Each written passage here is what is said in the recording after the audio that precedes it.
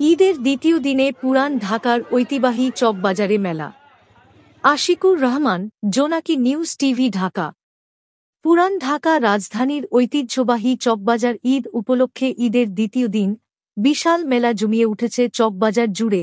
মেলায়তে ঈদের দ্বিতীয় দিনের মতো আরও দেখা যায় বাঁশের বাঁশি, ঐতিহ্যবাহী মাটির খেলনা, মাটির ব্যাংক, মাটির ঘোড়া, মাটির মাটির বিভিন্ন রকমের ফল, বাসা সাজানো সৌন্দর্য, প্লাস্টিকের ফুল।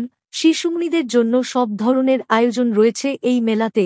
মেলাতে দেখা মিলে বাহারি রকমের খাবারের টক মিষ্টি, আচার, কটকি মিষ্টি, গজা, নুনতা, নিমটি মিষ্টি, নিমটি গুড়ের নিমটি, মেলার মিষ্টি, ঐতিহ্যবাহীর খাবার মুরালি মিষ্টি, চিনি, নুনসা, মেচিনি, খেজুর নামে পরিচিত। বিভিন্ন এলাকা থেকে আগত নারী পুরুষ শিশুদের আনন্দের উল্লাসে উপচে পড়া ভিড়ে আনন্দ উপভোগ করা। আমরা কিনছি তারপরে একটু খাওয়ান কিছু মনে নেই।